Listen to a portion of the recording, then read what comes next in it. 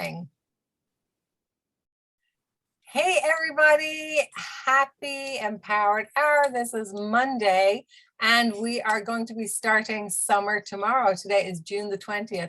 I apologize, we are not on our Facebook Live, but we will be recording this and posting it live. So we are so happy to have with us this evening Maria Fontana, all the way from the great state of New Jersey. Welcome, Maria. Thank you so much for having me, guys. I am super excited. I can't wait to share all this juicy stuff with you guys. Thank you, and I'm honored. Oh, it's our pleasure. Thank you. And we're so happy that our friend Christine introduced us to you. And it's myself and Rosemary tonight with you. I just want to dive in because at the beginning, before we went on live, you had told me some of your background, that you had a salon at 19 years of age. And then you had you mentioned a slew of other businesses, and I'm thinking, whoa, this girl is a true entrepreneur. Because what I feel is that a lot of salon owners, like technicians, they have an entrepreneurial seizure and they want to open up their own business, but they end up opening a hobby. They don't end up opening a business, and really they are entrepreneurs because they had that entrepreneurial seizure. And they're like, oh my God, I want to open my own space, create my own vibe, do it the way I want to do it. Right. And then they still stay stuck in that hairdresser mentality. And what you said to me was, you had said, I couldn't follow the rules, so I wanted to create my own space. Can you talk a little bit about that? Because I always love that image of, you see these memes, all these little kids on a ballet bar, and they're all like they're posing properly. And then there's this one upside down, and we always say that's the hairdresser, or that's the creative.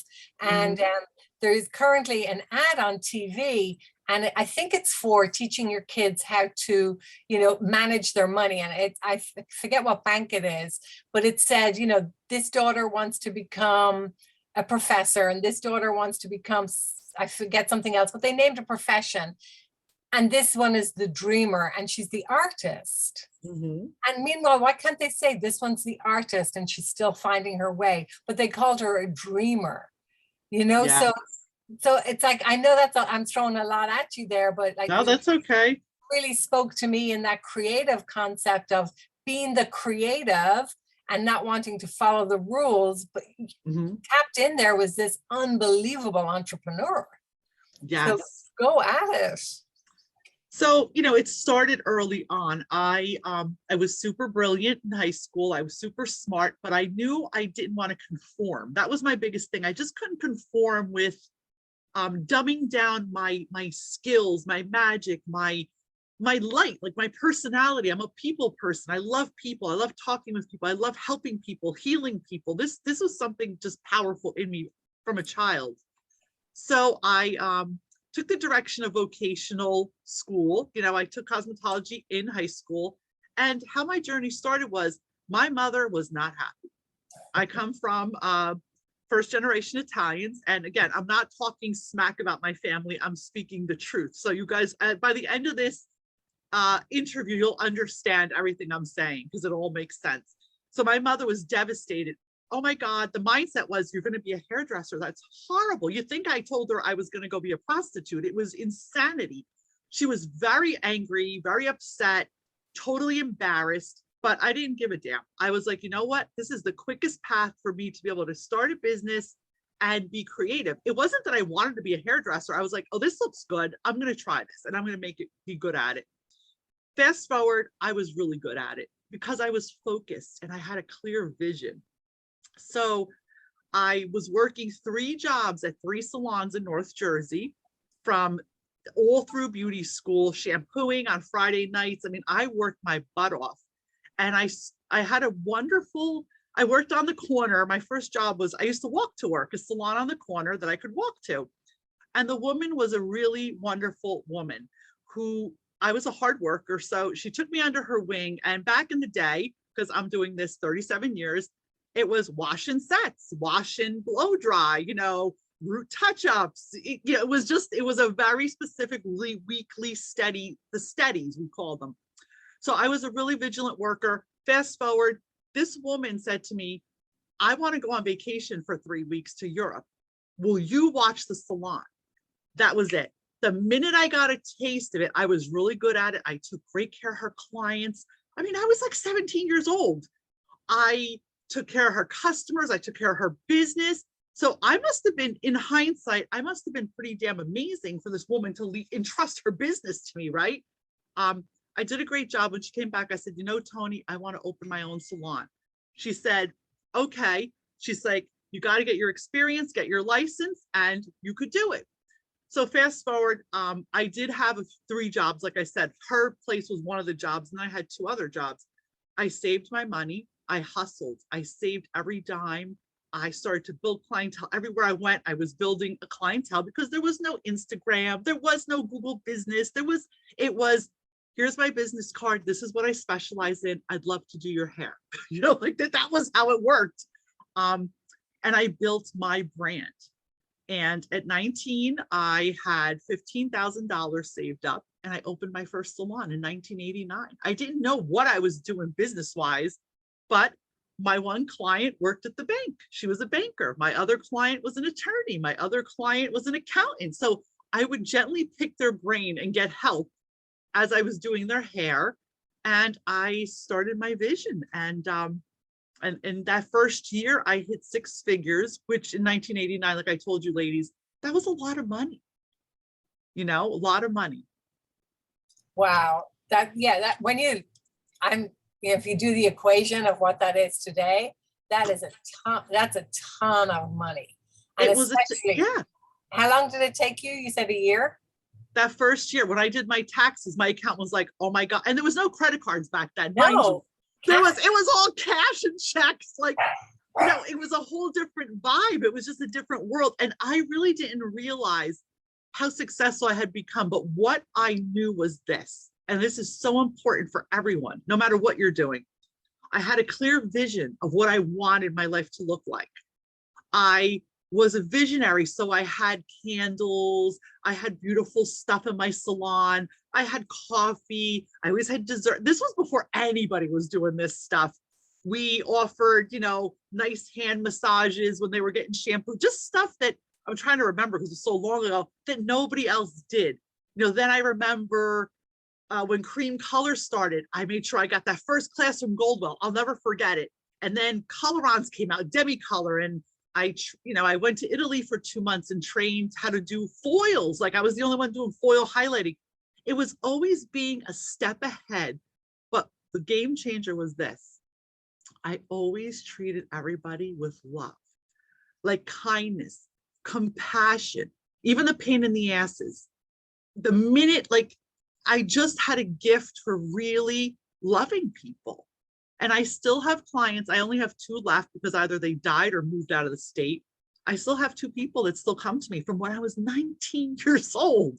So, I hear a lot in the world now, divorce the client, do this, there's that. But I think the future is going more towards loving more, attracting the right person that fits for you, the person that you can connect with. I know I'm getting off topic here. No. I think this is perfect because I absolutely detest the messages that are being put out there at the moment about what you just said, divorcing your client and just say no. And there's a way to say that without being, because to me, when you choke a life, like that's a lifeline, whether it's a client or once you choke it, you are stopping abundance. You are cutting that off. It's like, it may be not the client for you, but let's find who that client can go to. Right. I believe in that the 34th Street, that miracle. I forget the name of that movie. Yes, it's like Miracle on 34th Street. I can't sell it to you, but let me find you the right person for you. Absolutely. That is the way it goes. And there's a couple of things that I'm seeing at the moment, and people are talking about, tipping, and like a lot of people feel that, when they go out in their own space, why isn't the client giving me gratuities? And I'm like, because you're now a business owner that you've been bragging about, that you're so happy. With that comes something else, Right. So don't be negative about it. I love where you're going with this conversation. Rosemary, do you have a question for Maria? I do, but maybe you can continue talking because I have a very barky dog right Okay. My dog barks too. That's why I'm in my office, because Luna would have been torturing us. That's okay. So You what I spoke wanted about to do, that experience, Maria, and you spoke yeah. about that, you had that vision, and where you're at now is in that space.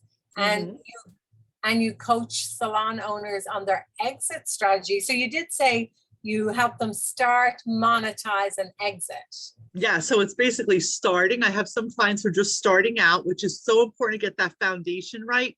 And my technique is simplifying to multiply. There's so many great mentors out there. I mean, I could rattle off a name of 20 people that are colleagues that I adore. And I'm going to touch on one thing real quick that's important that I do in all my businesses. It's collaboration. Now, this is another huge mistake. I know everyone watching this are salon owners. And I'm not saying you're making these mistakes, but I do see it in the industry. Everyone in my area, I was always friends and supportive of every single salon owner in my area. I go to other salons to get a blow dry. I will refer to other salons. I have had other salons call me because the products I use are all organic. Maria, oh my God, I ran out of 20 bond. Do you have any? Absolutely. Come get it. Like, it's all about collaboration too. Like, I don't believe in the mindset of tapping out and that tight, anger and competition. I believe if you're showing up 100% in alignment with what you want for your business, your competition's irrelevant because everyone's got their magic. And if you love me, you might not like Sue down the street, but maybe you like Sue better because she's better aligned for you. And that's great. Yeah. Collaboration is definitely key. And the four of us here, it's all collaboration. And we're all in different parts of the industry at the moment. Yes. But collaboration is what the growth has been. Through collaboration, you can learn so much more. And that's why we actually have a membership where we have, salon owners and leaders in, and that's what we talk about. We talk about that power of collaboration and empowering, not pulling anybody down. Right. Empowering. So important. Yeah. It's so important because even we were talking about the exit strategy. So this is a topic everyone's so afraid of. When I talk about it, they're like, well, why are you talking about that? Well, because there's launch, there's growth, and then there is an exit strategy. I created my exit strategy thinking, what's my plan B as I get older? What's my plan B when I want to sell my business? What's my plan B? And it was packaging up my brilliance, my gifts, my intuition, the things that people always like, can I pick your brain? How did you do that? Can I pick your brain? How did you survive this? Can I pick? And I thought, oh my God, there it is. So I created my Maria Fontana Consulting, and it's basically packaging up my brilliance of 36 years of entrepreneurial experience and not minimizing major personal development and harnessing my intuition. It's a package deal. You get the whole package when you work with me. Oh, no, I love that because I think, if you don't grow, you die, right? And daily, that journey, I think when you become a leader or a salon owner, it's, we say that all the time. You have to influence your team, but if you're not growing, they're going to either, like, high performance stylists will not stay with a salon owner that's not growing. And that growth is not just financially, it's that you said emotional intelligence earlier. It's like that personal growth development. And, Rosemary and I were talking earlier this morning, and all you can do is you're responsible for you. You're responsible to others, but you're not responsible for others. So if they have a reaction, you can't take that personally. Right. You can't control them, but that comes with personal growth and development. Right. And a lot of people, again, I started talking about this on my podcast, Maria Fontana Show. I have a YouTube channel. I have interviewed some of the most amazing, beautiful industry icons on my show. And I'd love to have you ladies on too. And there are always discussions. And I always bring up that our industry has been a little stuck. And I see now you ladies and so many other people, we're starting to talk about it. And when I started to talk about it, people were afraid of it. Personal development simply means shifting the way you look at things, thinking differently, speaking differently, changing your energy and healing your past wounds, because we all have crap. If you're going to tell me you're not bringing crap into your business, I don't believe it. I don't believe it. This is what I talk about in my books. I've lost everything. I've become very wealthy and lost it all, including my home. I lost everything at one point because of a bad divorce. But guess what I did? I picked up myself and I'm like, okay, start over.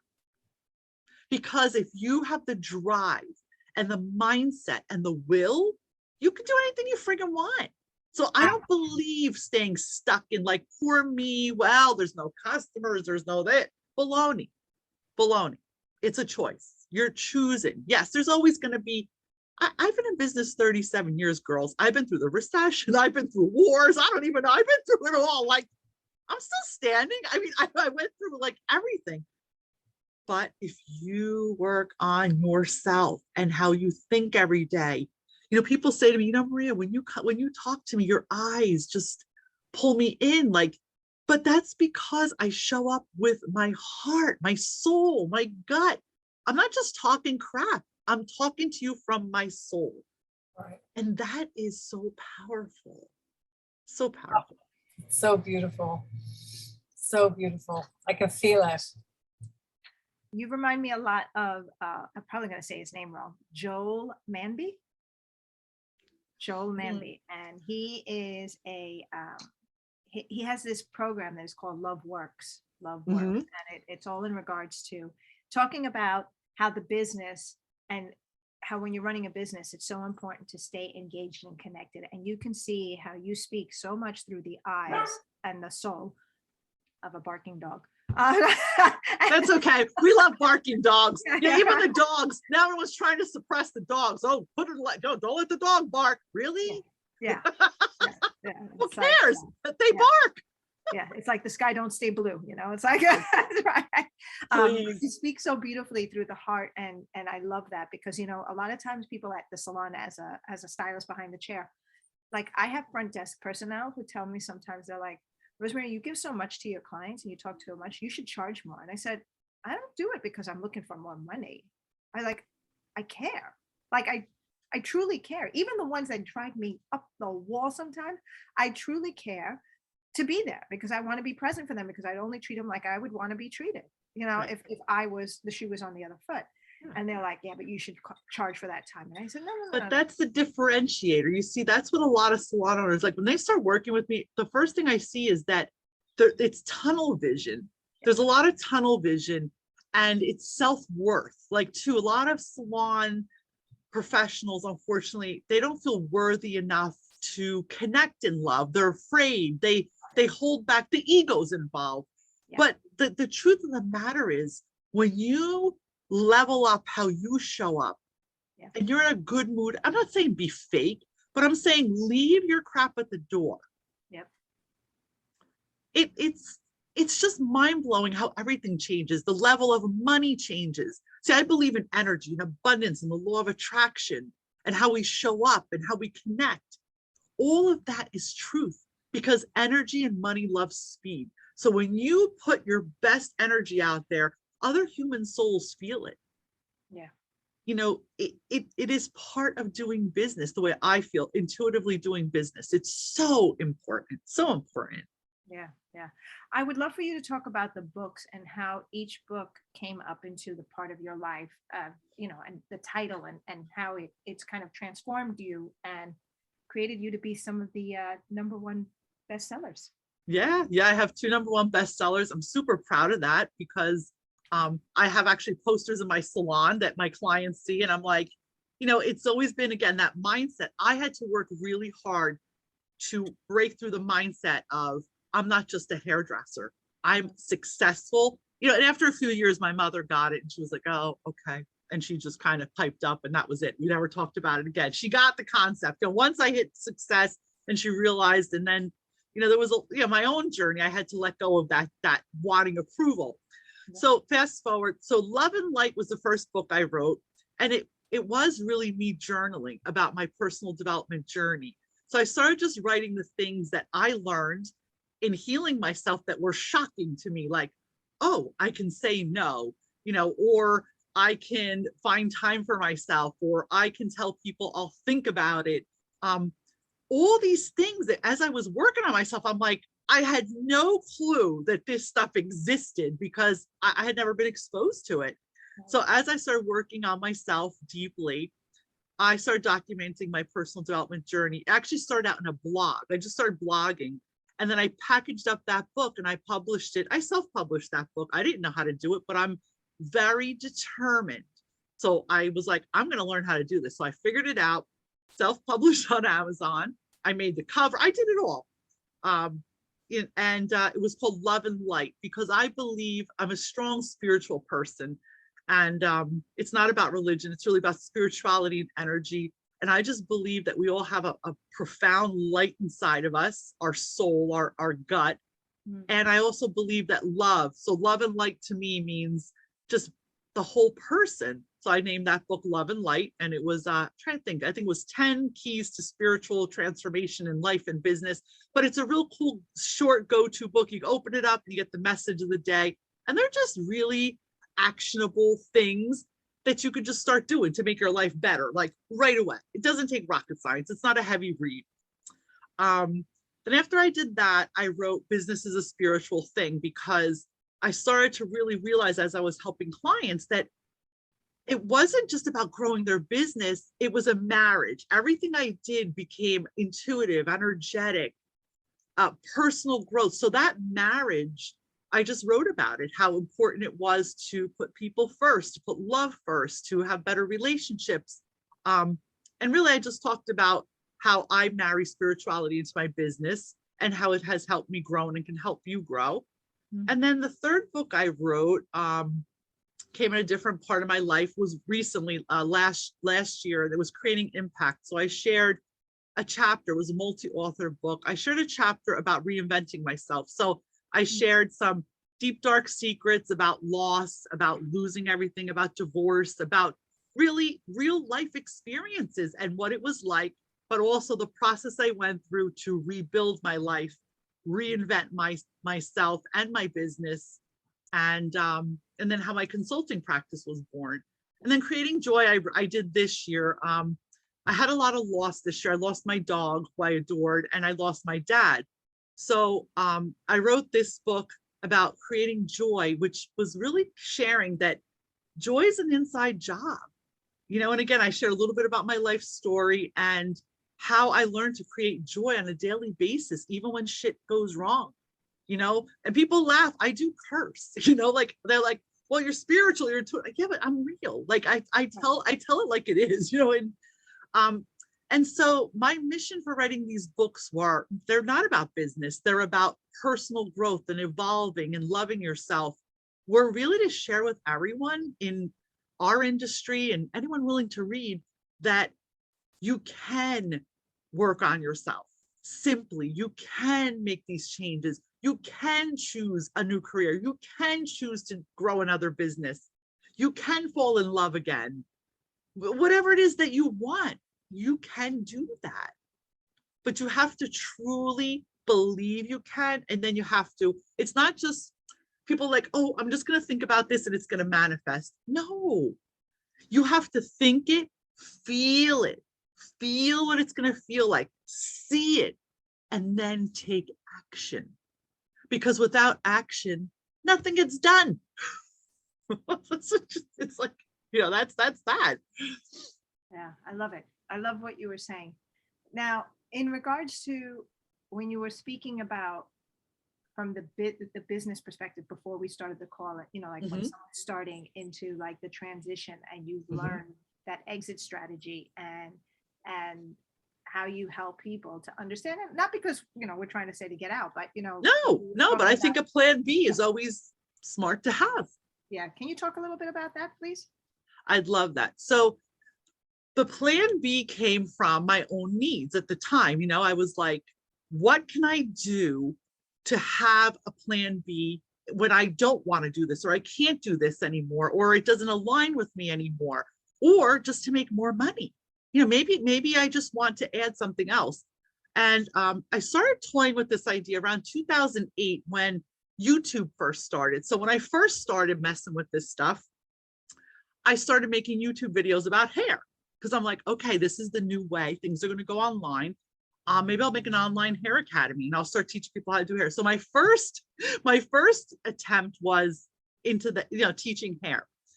But then as I evolved, of course, as you grow and evolve, I was really passionate about my personal development journey. So I went back to school while I was working full time too. And I became an integrative healing practitioner. So basically what that means is I got certified as a life coach, a transformational life coach, guided imagery, hypnosis, all these cool things that I love, these modalities. And I did it just for myself, but I realized I started to incorporate them in my business. So then I packaged the personal development, my intuition, and all the questions people were always asking me. Well, how did you start a business? How did you get online? How did you do this? How did you launch your own brand? Because I have a beauty brand, Bella Max Beauty. How did you do that? So all the how did you do this and how did you do that, I decided I'm going to teach people how I did this. So the important thing is this: when you're looking for an exit strategy, it's really about, I forget the number now, girls. I think it was either 235 billion or 335 billion. It's something like that. By 2025 is the online education business. Who doesn't want a piece of that?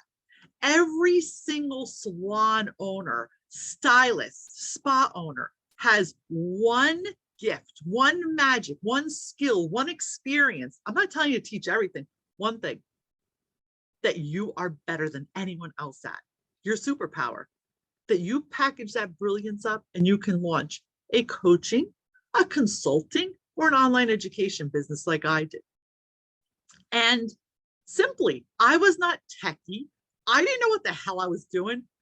I became good at what I'm doing through learning, investing. I invested in a lot of mentors. Some were not so good. Some things were great, right? And I still invest in myself all the time, every day, personal development and business. And that is how I got, I began to start helping people and just showing up. I started doing live videos. I went out of my comfort zone. I started going on live. I started going on, YouTube, and I started just sharing what I knew. And before I knew it, it was like, wow. And then asking people in our industry, any service-based business. I don't only serve salon owners. I serve service-based business owners, salon owners first, and then service-based business, because they started asking me, so I didn't want to exclude them, and I'm like, okay, here, this is the exit plan, because now, and I'm going to be documenting this. Anyone who wants to follow me, I'm going to be vlogging. I'm taking 5 weeks off. I go to Italy. I have a house in Italy. I leave my businesses and I go on vacation and I relax, which is another factor that everyone has forgotten. Why are we in business? Why are you working so hard if you cannot leave your business? So I'm going to be actually documenting this for fun, to share the journey, how I can take a 5-week sabbatical and nothing happens to me financially, how I can take a 5-week sabbatical and everything continues to work. The strategy, how my salon is systemized. I personally have what I call a boutique salon experience, and how my consulting business works on its own, that allows me to stay in Italy 5 weeks and have no stress, allows me to serve my clients at the highest level possible, change their lives, give them what they friggin' really need. And yet I'm happy. I'm not burnt out. I'm not miserable. I'm not losing my mind. And financially, I'm stable and doing well, thriving.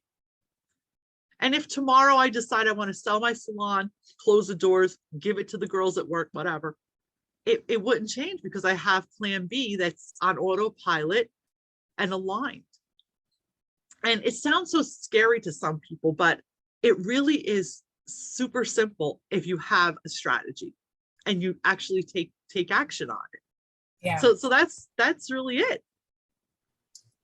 Holy moly.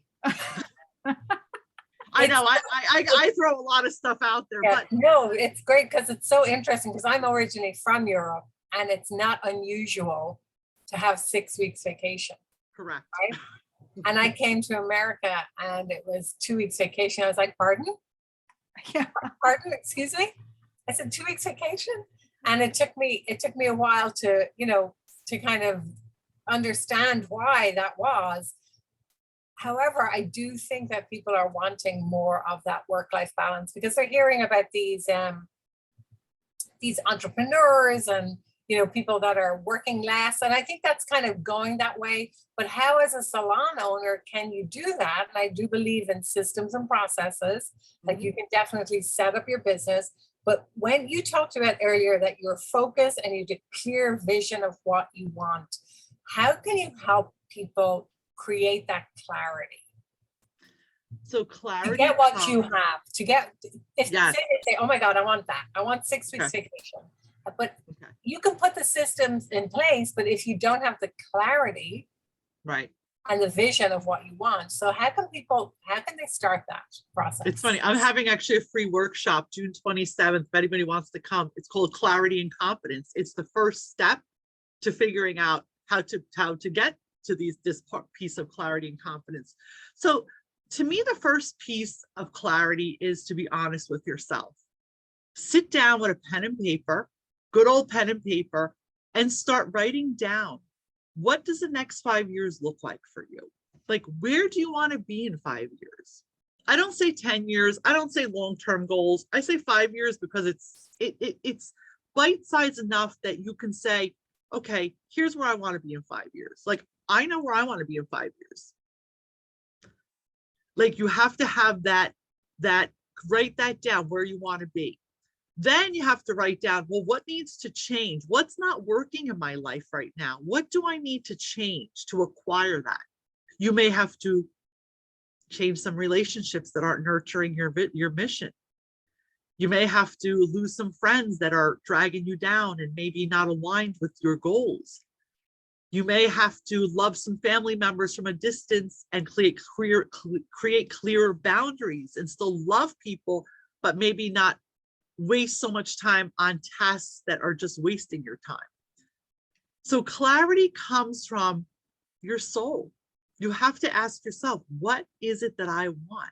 But if you don't take time to meditate, get quiet, you don't want to meditate, just sit in the friggin' dark by yourself. Go sit in your salon by yourself. I mean, there's times I come to my salon, I'm in my office now. I'll just sit and just be quiet with some music on and let me think. And more important than thinking, let me feel. What do I feel? Because what we feel dictates what we need. See, guys, we're operating in two different things. There's the ego and then there's the truth. Ego is good because ego helps you, balance out certain things, but you have to just tell them, be quiet, ego. I'm connecting with myself. Thank you for trying to help me out, but I don't want to hear you right now. Because that's like the fear, the don't do it. What if it works? What if I can do that? What if people love me? What if people pay me handsomely for what I'm sharing? So clarity comes from you, but you have to be still and you have to ask yourself the questions and be honest with yourself. Like, don't ask anyone else. Like, that's another thing. Don't share your good stuff with other people. Ask yourself, because not everyone is able to support you. Not everyone's evolved enough. So when I say evolved, it just means they haven't worked on themselves where they can be like, oh my God, Rosemary, great. You're going to open a $2 million spa. I am so happy for you. Good for you. Like, I can honestly say that. Yes. Not everybody can do that. So you can't really share your good stuff with everyone. You have to really be around a circle of like-minded people who can support you. And clarity comes from loving yourself. Clarity comes from spending time by yourself, reflecting, being honest with yourself, and processing any old shit that's holding you back. Because the old wounds, the old talk in your head, and remember, guys, parents, guardians, family, relatives, teachers, people put stuff in your head that wasn't the truth. They didn't mean to, but you have to forgive them and move past that, because everyone was doing the best they could with what they knew how at that moment. So once you can release that, and if you need help, like if you're not sure and you're stuck, hire a life coach, hire a therapist, hire, any kind of transformational expert to help you clear that out. Once you clear that out, then the clarity comes, because if you have all this dust in front of you, it's a little bit more challenging. Yeah, no, I think it's so good because they ask people who are at the same level that they are, or may have not have achieved those dreams that they want. Mhm. And, if you're asking somebody who's not at that level of awareness or doesn't have what you want to achieve, Yes. they don't know how to get it. And I say that all the time when people are sitting in the staff room in our salons and they're not asking the owner the question they want, they're asking their peers. You're going to Mhm. get an answer that's not necessarily going to be the best answer. So I love that encouragement. Go out and Yeah. get yourself somebody who can think Yeah. with you and help Right. you think, going Right. into the future. And I think another thing too, a lot of people are forgetting, well, be really nice to yourself. Like, Oh, be yeah. kind and compassionate to yourself. It's okay. We don't all have it figured out. But if you I believe in finding mentors, health, wellness, mental, psychological, business. I have 3 to 4 mentors at all times. Whatever it is that fits into your lifestyle at that time. I'm not saying, and nowadays there's an abundance of Insta coaches, people selling a lot of BS online. Just be prudent, be really discerning, and make sure that you talk to these people. Make sure you get a recommendation. Don't just hire someone because you saw an ad and it looks like they're going to make you rich in 2 days. It's not true. If it sounds too good to be true, it is. Hello, that's the truth. Yeah, talk to salon owners who've gone bankrupt. Hello, here. Right. It's like that's the experience that I want to save people from, Yeah. That's what I always say when these like 22, no offense to 22-year-old No. business and life coaches, but unless you've been reincarnated from somebody who's had a life experience and you're very aware of that, I don't think there's a lot that you can teach. Yeah. Well, at it's that the age. online space, Noah. So, again, being in the online space, well, I've seen a lot of people get burned.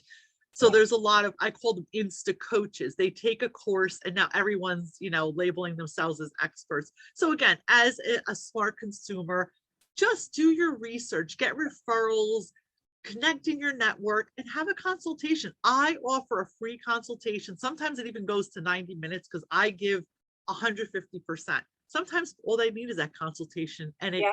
immediately will give them a shift.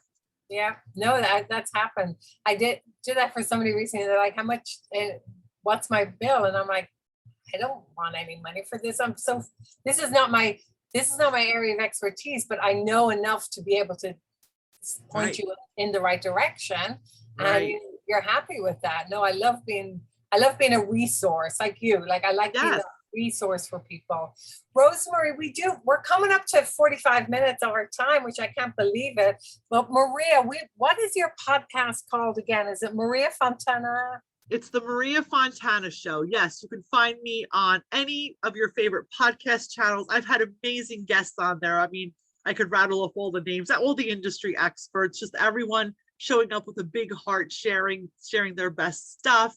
I talk about personal development, healing, energy, business growth. Those are my passions, and I marry all of them. And I'm happy to do it, and I'm not going to stop. Yeah, I love that. I love it. I want to meet you in person. I absolutely I know. love I it. can't wait. Yeah, Yeah, we would yeah. it'd be so fun. Absolutely. So Rosemary, we do have one last question to ask that we ask all our guests. So I'm going to pass this one over to Rosemary and give her the pleasure of asking. Okay. So the last question that we ask all our guests is, what does an empowered leader mean to you? How do you define it? So an empowered leader, in my opinion, is someone who leads with their heart, someone who has a vision and believes in sharing all their good stuff openly. They don't keep it to themselves. They openly share what they know. There's no judgment, and there's a lot of collaboration. To me, that's an empowered leader. I personally was never a great boss because I was too nice, too good. So I had to work on myself too, on my leadership skills, on how to balance that out, right? In my early years, because I was a kid. But an empowered leader is really someone who shows up with an open heart and gives 150% and is willing to share. Real quick, I've had team members when they want to leave, they want to open their salon, I help them do it. Town away, 2 towns away, doesn't matter. It's okay. I'm not interested. There's no competition. That's an abundance mindset and an abundance reality. So an empowered leader shows up in abundance all the time. I love that. I love that. I feel like you need to have a logo. Yeah, actually, and yeah, I love that, an abundance leader. An empowered leader shows up in abundance. I love that.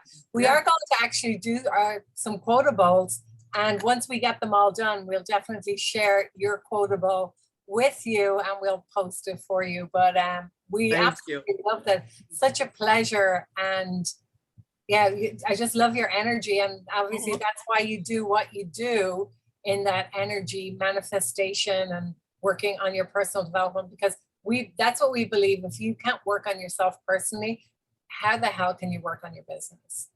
You really can't. And I can tell you from, again, owning over 10 salons, 10 other different practices. It's not just the salon business, it's any business. You can only grow as much as you're willing to grow yourself. Yeah. Because you will get capped, you'll get stuck, you won't be able to evolve. You'll be in turmoil. And you'll be in the groups online bitching and moaning, thinking you're going to find a solution when the solution's inside yourself. That's it. If you don't go within, you're going to go without, right? That's right. I That's love right. it. Have a great evening, Maria. Pleasure. Thank you, sweetheart. Thank you for having me. Yeah, it was our pleasure. Thank you, Rosemary. Good night, and God bless everybody. And we will make sure that we put all Maria's contact information in our chat. All right, cheers. Thank you. Have a good Take care. vacation. Bye. Oh, thank you. Have a good time. Bye. Thank you.